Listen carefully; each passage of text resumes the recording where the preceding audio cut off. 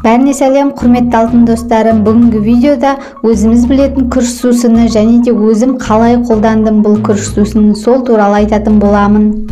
Достар, каналыма тіркеліп, лайк басып және кері байланыс беріп отырыңыздар. Және де қоңыраушаны басып қойыңыздар. Менің әр шыққан видеомда бірінші болып көретін боласыздар. Достарыңызбен бөлісіп қойыңыздар. Ол біздің канал үшін өте маңызды. Күріш суы несімен пайдалы? Күріш суы немесе қайнатпасы керемет қасиеттерге ие. Бірақ бұл сұйықтықтың дәмі қоймалжындалған және жағымсыз болып көрінуі мүмкін. Мысалға, қытайлықтар күн сайын таңертең бір стакан күріш суы ішеді. Бұл таптырмайтын пайдалы сұйықтық. Ағзаға қажетті сергектік сыйлап тазартады. Сосын көптеген пайдалы заттардан тұрады. Минералдан, күріш сұйықтығында селен өте көп. В, Е, С тобындағы витаминдерден, асқазанның шырты қабығын емдейтін ұлпадан, сондай-ақ күріш суының пайдалы қасиеттері бар. Олар ағзаның ішкі энергиясын босатады, тері мен шаштың жағдайын жақсартады, зат алмасуды жылдамдатады, ағзаны уыт заттардан тазалайды, сусыздануды жеңуге көмектеседі. Ең қарапайым рецепт бойынша дайындау. Кастрөлге 2 стакан су құйып қайнатыңыз.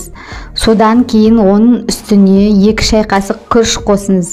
Бұны шамамен 40 минут қайнатыңыз. Сосын қайнатпаны суытып сүзіңіз. Бұл сұйықтықты баланың іші өткенде қолдануға болады.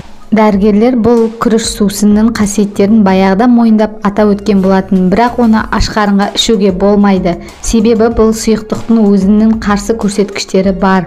Тоқ ішектің қабынуы, іш қатуға бейімділік, жеке төзімсіздік. Егер сіз күріш қоспасын дайындағыңыз келсе, оны дұрыс қайнатуды орындаңыз. Тағы бір рецепт құсу кезінде қолданылады. Бұл рецепт бойынша бізге 1 стакан күріш пен тұз және 1 литр су керек. Алдымен күрішті ұн секілді кофе ұнтағында ұнтақтап аласыз. Ұнтақтамай күріштің өзінде салуға болады. Содан кейін суды жылытып, оған ақырындап күріш ұнтағын қосыңыз. Сөйтіп қайнатпаны 5 минут қайнатыңызда, суытып әр 2 сағат сайын ішіңіз. Асқазан ішек аурулары кезінде алғашқы рецепт бойынша пісірілген күріш қайнатпасын 2 сағат өткеннен кейін стаканнан 4-тен 1 бөлігін ішу керек. Бұл сусынды сирек немесе жиі ішуге болмайды. Себебі оның әсері әлсіз болады, немесе ол дәретті тым қатайтып жібереді. Құсыққа қарсы сұйықтықты әр 3 сағат сайын бірнеше ас қасық ішеді. Ал сусынды балаларға беретін кезде дозаны төмендету керек. Оларға бір ас қасықтан өзі жеткілікті болмақ, бірақ сәбилерге жиі беріп тұруға рұқсат етілген. Құрметті алтын көрермендерім, күріш сусыны 100%-ға әсер етсін десеңіздер, оны дұрыс ішкен жөн. Арықтау үшін ішкіңіз келсе, таңертеңнен бастап аш қарынға ішкеніңіз жөн. Бұл ағзаға энергия беріп тазартады.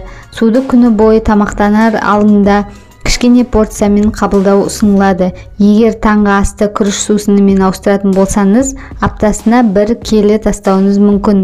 Күріш сусын бетке маска ретінде де қолдануға болады. Мен өзім күріш сусынын пайдаланып көрдім. Яғни балам ауырған кезде құсып ауырды. Таңертең тұрғанда құсты, судан бастап регидрон беріп едім, басылмады. Содан кейін осы күріш қайнатып, күріштің суын бердім. Күріштің суын бергенде қайта 1-2 сағат сайын ішкізе бердім. Қасықпен ішкізе бердім.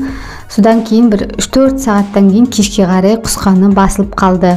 Ол үшін күріш суысының теріге жағыңыз. 15-20 минут қалдырып, содан кейін таза сумен жуыңыз. Сондай-ақ күріш қайнатпасын шаш жууға да болады. Сонда шашыңыз үлпілдеп, жылтырап керемет болып тұрады. Естіп отырғандай, күріш сусыны таптырмайтын сусын.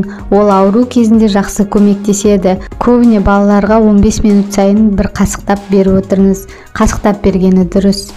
Бір ыдысқа құйып алыңыз да, сосын қасықтап бере беріңіз. 15 минут демалтыңыз, қайттан 15 минуттан кейін беріңіз, немесе 1 сағаттан кейін беріңіз. Сол кезде құсқаны, іш өткені басылады. Құрметті алтын достарым, келесі видеода сізге осы күрішті дайындап көрсететін боламын. Сондықтан да каналыма тіркеліп, лайк басып кетіңіздер егер видео пайдалы болса, және қоңыраушаны басып достарыңызбен бөлісіп кетіңіздер. Достарыңызда барлығы үй жағдайында қалай емделу керек екенін, керек кезде көмек қажет болып қалады, сонда қалай жасау керек екенін біліп жүрсін. Әр қазағым бай, қуатты болсын, денсаулықтары мықты болсын. Келесі кездескенше достар, сау болыңыздар.